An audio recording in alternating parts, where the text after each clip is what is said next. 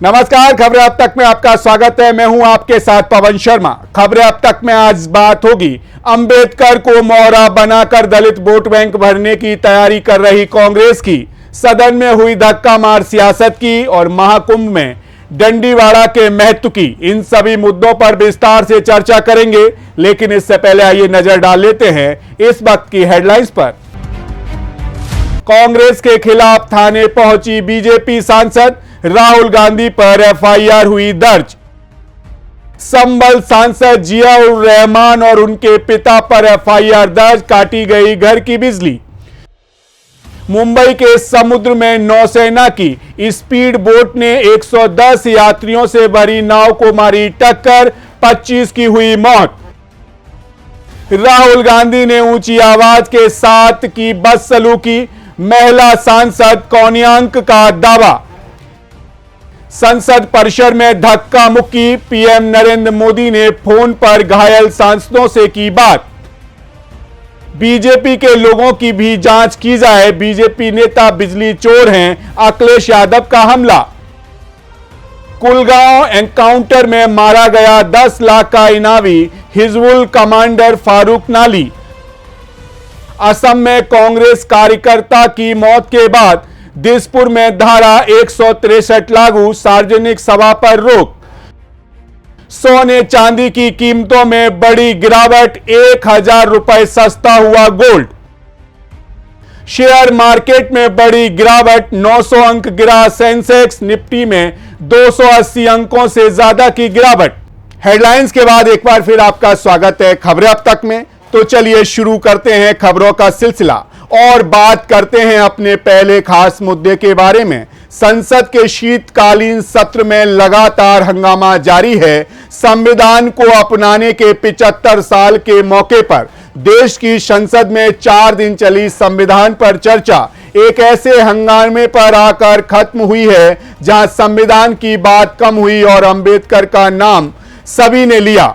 अंबेडकर के अपमान का आरोप लगाया गया। सब कुछ अंबेडकर के नाम पर हुआ और कांग्रेस को भी अडानी के अंबेडकर के नाम से एक नया मुद्दा मिल गया, भारतीय जनता पार्टी को घेरने का। आपको बता दें, लोकसभा चुनाव में राहुल गांधी, अखिलेश यादव संविधान लेकर वोट मांगने निकले थे। इसके बाद संसद में भी हाथ में संविधान लेकर ही कई सांसदों ने शपथ ली। फिर शपथ लेने के दौरान जय संविधान का नारा लगाने को लेकर विवाद हुआ। इस सब के बाद संविधान को मुद्दा बनाती कांग्रेस को बीजेपी ने आपातकाल के 50 साल होने पर घेरा। इसके बाद विपक्ष के कई सांसदों ने सेंगोल की जगह संविधान को ही स्थापित करने की मांग की और अब अंबेडकर के अपमान का आरोप वाली राजनीति आ गई है, जिसे कांग्रेस हथियार बनाकर भारतीय जनता पार्टी पर वार कर रही है। लेकिन देखा जाए तो संविधान के नाम पर संसद में हुई बहस में जितनी भी पार्टियां शामिल हुई, जनता के संवैधानिक अधिकार, न्याय व्यवस्था और कानून निर्माण की खामियों पर चर्चा के बजाय अंबेडकर प्रस्तुति गान पर ज्यादा केंद्रित रही। खासकर कांग्रेस और भारतीय जनता पार्टी के बीच संविधान के नाम पर अंबेडकर के सम्मान और अपमान पर चर्चा हुई। जिस तरह विपक्षी पार्टियों ने गांधी की जगह अंबेडकर को अहमियत देनी शुरू की है, वो केवल दलित वोटों का प्रेशर ही है। आम आदमी पार्टी ने तो कांग्रेस और भारतीय जनता पार्टी से एक कदम आगे बढ़ते हुए गांधी की फोटो तक हटा दी और पार्टी कार्यालयों में अंबेडकर और भगत सिंह की तस्वीर लगा दी। जो वहीं राहुल गांधी आज सफेद टी शर्ट की जगह नीली रंग की टी शर्ट पहनकर सदन में आए थे, तो वहीं अमित शाह ने राज्यसभा में करीब 2 घंटे की स्पीच में डॉक्टर भीमराव अंबेडकर का लगातार महिमा मंडन किया।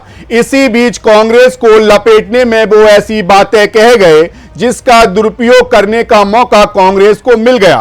फिर कांग्रेस ने वही खेल किया जो बीजेपी हर चुनाव के पहले राहुल गांधी और सिम पित्रोदा के बयानों के साथ करती रही है, यानी कि तू डाल डाल में पात पात। जाहिर है कि आज की राजनीति में अंबेडकर कितने महत्वपूर्ण हो चुके हैं। लेकिन सोचने वाली बात यह है कि विपक्ष को दलित वोटों की चिंता है या दलितों के कल्याण की भी चिंता है। दलितों की सबसे बड़ी हितैषी बनने वाली कांग्रेस सही माने में सवर्णों की पार्टी रही है और अब पाला बदल चुकी है।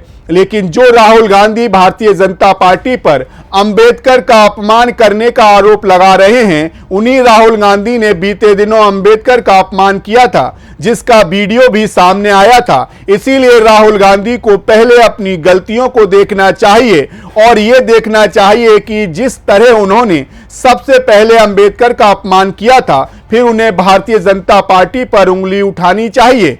खैर, रुक करते हैं इसी के साथ खबरें अब तक की अगली रिपोर्ट की ओर। संसद का शीतकालीन सत्र पूरी तरह से हंगामे की भेंट चढ़ा हुआ है। अडानी से लेकर भीमराव अंबेडकर पर गृह मंत्री अमित शाह के बयान पर घमासान मचा हुआ है। लेकिन आज संसद परिसर में धक्का मुक्की का सियासत भी देखने को मिल गई। जी हां, इस धक्का कांड में बीजेपी के 2 सांसद घायल होकर अस्पताल में भर्ती हो चुके हैं। राहुल गांधी पर बीजेपी ने धक्का देने का आरोप लगाया है।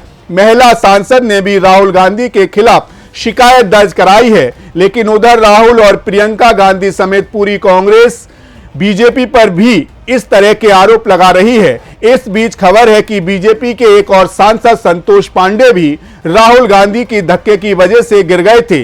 बताया जा रहा है कि कांग्रेस अध्यक्ष मल्लिकार्जुन खड़गे के घुटने में चोट लगी थी। ऐसे में अब जानना जरूरी हो जाता है कि इस धक्का मुक्की की शुरुआत कैसे हुई थी। दरअसल अंबेडकर पर गृह मंत्री अमित शाह के बयान के विरोध में कांग्रेस पार्टी संसद में प्रदर्शन कर रही थी। ठीक उसी समय बीजेपी भी कांग्रेस के खिलाफ प्रदर्शन कर रही थी। तभी कांग्रेस प्रदर्शन करते हुए संसद के गेट तक आ गई, जहां भारतीय जनता पार्टी और कांग्रेस के सांसद एक दूसरे से ठीक सामने थे। दोनों ओर से नारेबाजी होने लगी। यह घटनाक्रम लगभग 20 मिनट तक चला।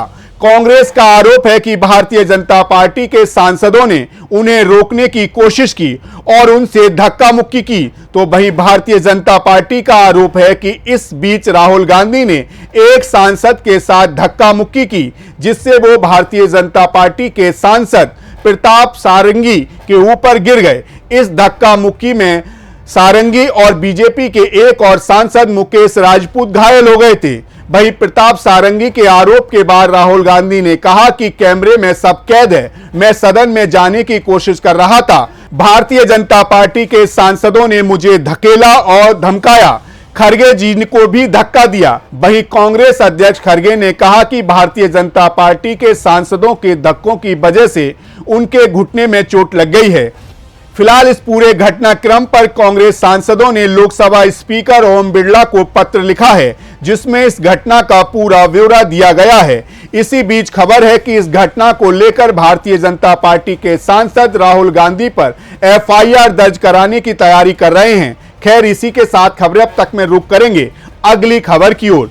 महाकुंभ 2025 के कारण प्रयागराज इन दिनों दुनिया भर के लोगों के लिए एक प्रमुख शहर बनकर उभरा है।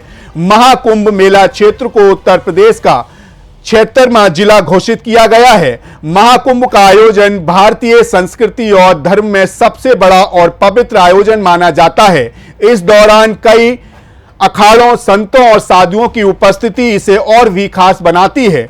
उन्हीं अखाड़ों में से एक प्रमुख केंद्र है दंडीवाड़ा, जिसका कुंभ मेले में विशेष महत्व है। दंडीवाड़ा उन सन्यासी और संतों का स्थान है जो धर्म की रक्षा के लिए कठोर तप और नियमों का पालन करते हैं। ये बाड़ा उन सन्यासियों का प्रतिनिधित्व करता है जो अपनी तपस्या और साधना से आध्यात्मिक ऊर्जा को बनाए रखते हैं। इन संतों को दंडी स्वामी कहा जाता है, क्योंकि वे अपने साथ हमेशा एक दंड यानी कि लकड़ी की पवित्र छड़ी रखते हैं। ये लकड़ी उनके तप और त्याग का प्रतीक होती है।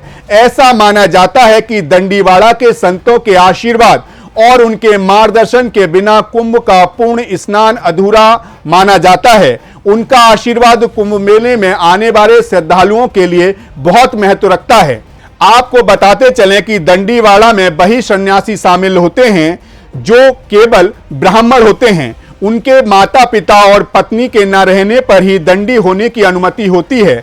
दंडी स्वामी की अलग दुनिया होती है। ये कठिन दिनचर्या और तप के जरिए अपनी साधना में लगे रहते हैं। ना तो दंडी स्वामी खुद अन्न बनाते हैं और बिना निमंत्रण के किसी का भोजन ग्रहण नहीं करते।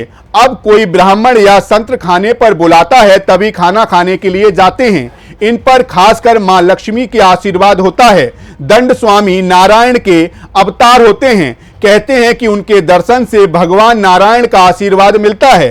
कहते हैं कि कुंभ में अगर लोग इन दंडी स्वामी का दर्शन या आशीर्वाद नहीं लेते हैं तो उनका कुंभ स्नान और पूजा पाठ अधूरा माना जाता है।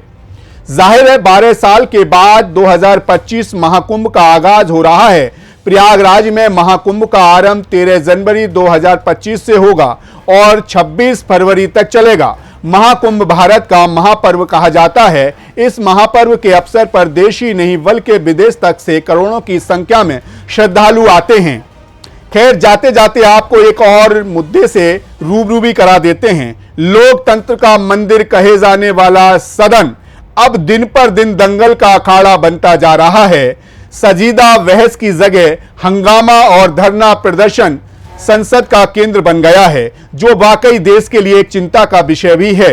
जिस सदन में जनता से जुड़े मुद्दों को उठाया जाता है वहां अब सिर्फ शोर शराबा और हंगामा ही बचा है। इतना ही नहीं, हर दिन सदन स्थगित होना आम बात सी हो गई है। संविधान जैसे सर्वाधिक महत्वपूर्ण विषय पर सार्थक बहस न होना लोकतंत्र को कमजोर करने एवं लोकतंत्र के उजालों पर कालिक पोतने जैसा है। सत्ता पक्ष और विपक्ष ने संविधान पर चर्चा के बहाने एक दूसरे को कटघरे में खड़ा करके लोकतंत्र को अंधकार में डालने का काम किया है।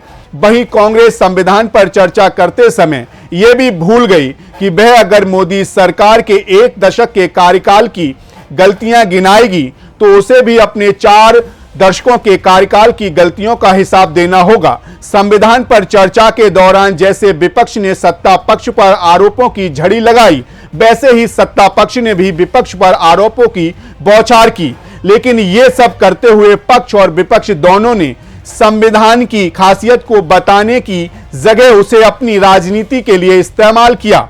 इसीलिए लोकतंत्र में सत्ता पक्ष और विपक्ष की तू मैं चलती रहती है। लेकिन इसमें महापुरुषों को घसीटना अब बंद होना चाहिए। हमारे हर महापुरुष ने अपने समय समाज और समझ की सीमाओं में रहते हुए कुछ ऐसा योगदान किया जिसके लिए हम उन पर गर्व महसूस करते हैं। इसीलिए हमें उन्हें अपनी राजनीति का हिस्सा नहीं बनाना चाहिए और न ही सियासी हथियार की तरह उनका इस्तेमाल करना चाहिए। फिलहाल आपकी इस मुद्दे पर क्या राय है, हमें कमेंट करके जरूर बताइएगा। तब तक आप मुझे दीजिए इजाजत और आप देखते रहिए सी न्यूज़ भारत। हर खबर आपके साथ, आपके हाथ।